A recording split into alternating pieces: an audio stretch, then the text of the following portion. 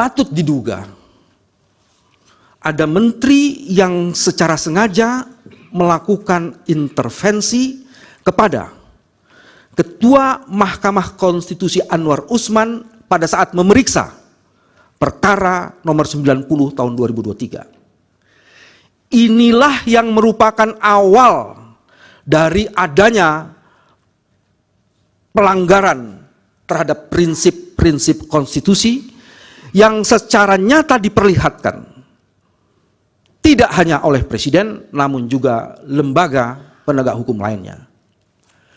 Presiden kabulnya putusan MK nomor 90 tersebut di atas membuat mahkamah marwahnya tercoreng. Karena pelanggaran etik yang dilakukan oleh Ketua Mahkamah Konstitusi tidak pernah terjadi di seluruh mahkamah konstitusi lainnya di seluruh dunia. Dan itu merupakan pelanggaran yang syarat dengan konflik of interest. Hal ini terkonfirmasi dengan putusan Majelis Kehormatan Mahkamah Konstitusi nomor 2 MK L 11 2023 yang menyatakan Anwar Usman dalam memeriksa dan mengabulkan perkara dimaksud terbukti melanggar etik karena adanya konflik kepentingan.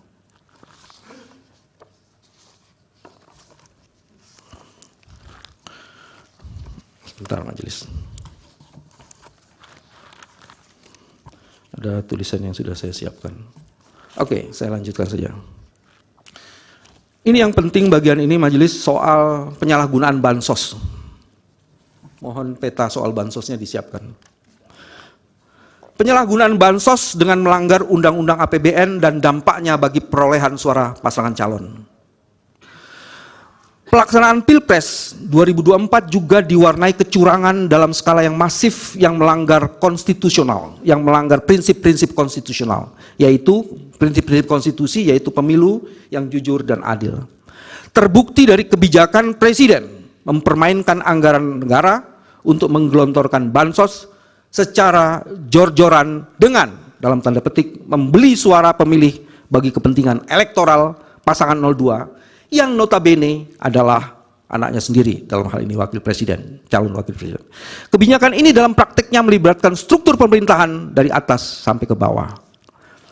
Pada level puncak kekuasaan, praktek curang ini diperankan langsung oleh Presiden Joko Widodo dengan membagikan bansos di setiap kunjungannya ke daerah-daerah sambil melakukan kampanye terselubung. Di setiap kunjungan ke daerah sembari kampanye terselubung itu, sementara di level kementerian penyaluran bansos melibatkan kementerian yang menterinya berasal dari partai pendukung paslon 02 dan sama sekali tidak melibatkan Kementerian Sosial yang seharusnya membidangi penganggaran dan penyaluran bansos. Perilaku tak beradab dalam tanda petik membeli suara pemilih tersebut diawali dengan niat jahat dan perencanaan matang. Segera setelah terbitnya putusan MK 02, Presiden Joko Widodo menekan Kementerian Keuangan untuk mengalokasikan anggaran sosial dalam jumlah yang fantastis. Ada datanya? Saya ingin menjelaskan di sini majelis. Ini adalah dana bantuan sosial 208-219.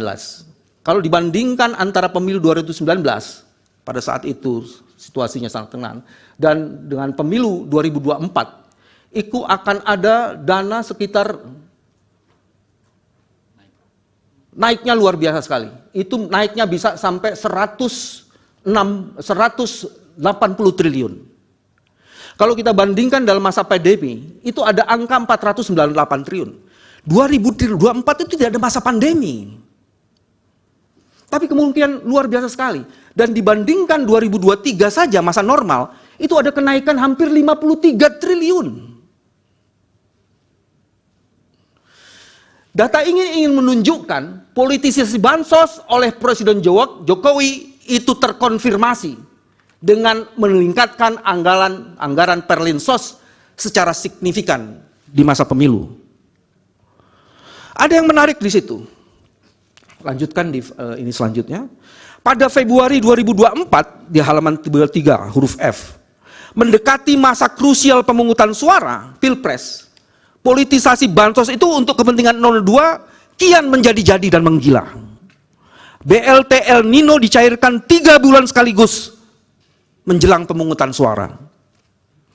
Bahkan untuk kepentingan politisasi bansos, pemerintah mengeluarkan kebijakan automatic adjustment, di mana ditandatangani oleh Menteri Keuangan Sri Mulyani, dana-dana dari pos-pos yang lainnya di hold sebanyak kurang lebih 51,1 triliun. Ini data yang lain lagi majelis, kalau kita bandingkan pemberian bansos 2022, 2023, dan 2024. Januari 2023 di tahun 2022 itu cuma 3,52 triliun. Di tahun 2023 Januari hanya 3,8 triliun. Fantastis dan incredible-nya di tahun 2024 12,45 triliun. Apa yang menjadi dasar itu? Tidak lain itu adalah karena mendekati proses pemilihan calon presiden. Lanjutkan lagi.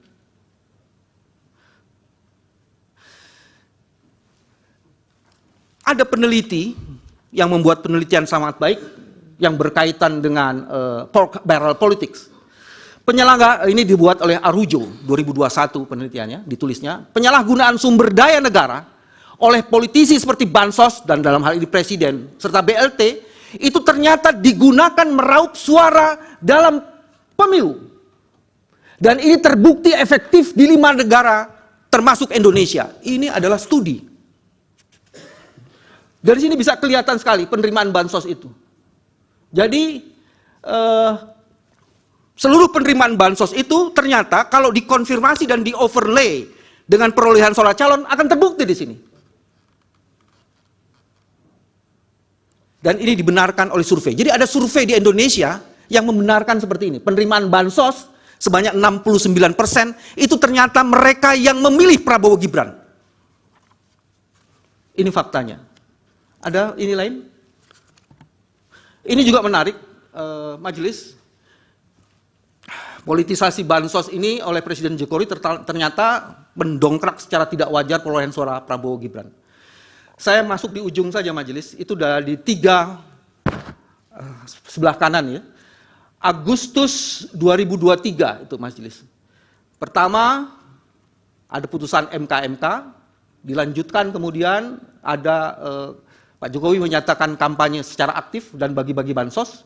Kemudian di Desember 2023, tadi di Agustus 2023, itu statement Pak Jokowi, Presiden boleh kampanye dan memihak. Dan kalau kemudian itu diterjemahkan, ditambah lagi dengan guyuran bansos 490 triliun, Bapak Presiden, Majelis Hakim bisa melihat angka itu tiba-tiba melonjak.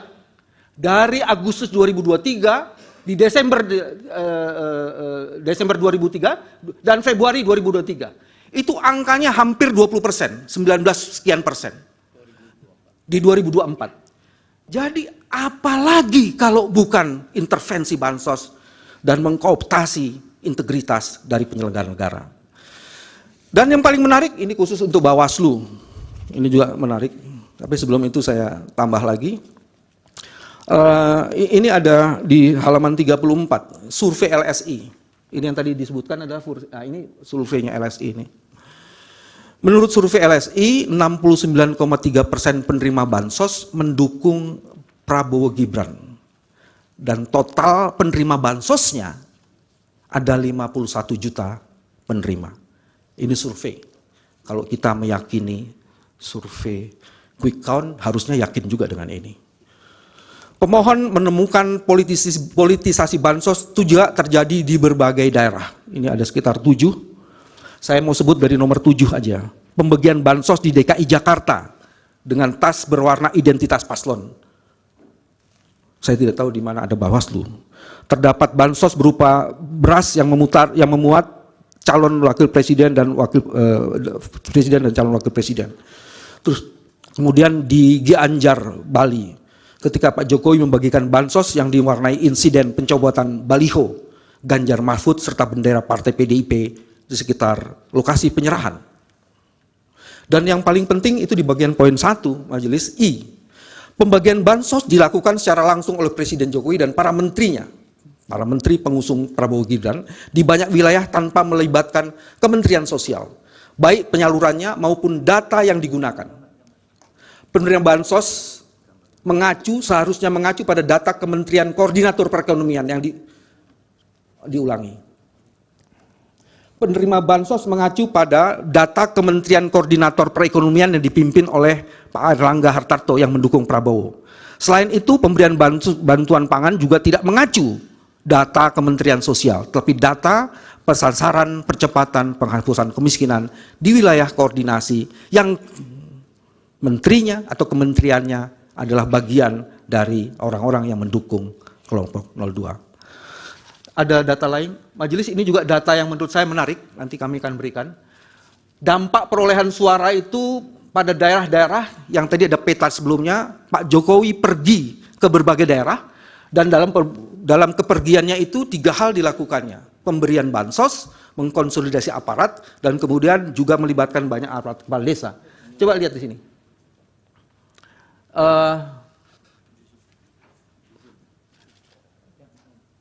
Ya, yang ini tadi, oke. Tadi saya sudah jelaskan, saya jelaskan lagi. Coba saya mau cari data yang ini saja. Yang 45% Gianyar. Ini basis dari Pak Prabowo tahun 2014. Itu perolehan suaranya di Gianyar, itu nomor 2 dari Mentawai, itu 22%. Di tahun 2019 hanya 3%. Tapi kemudian di tahun 2024 49%. How come? Jelaskan. Kalau tidak ada kecurangan melalui bansos, tidak akan mungkin terjadi angka seperti ini. Apakah ini ya hasil yang mau dipakai sebagai proses untuk memeriksa perkara seperti ini? Nah, ini yang menarik.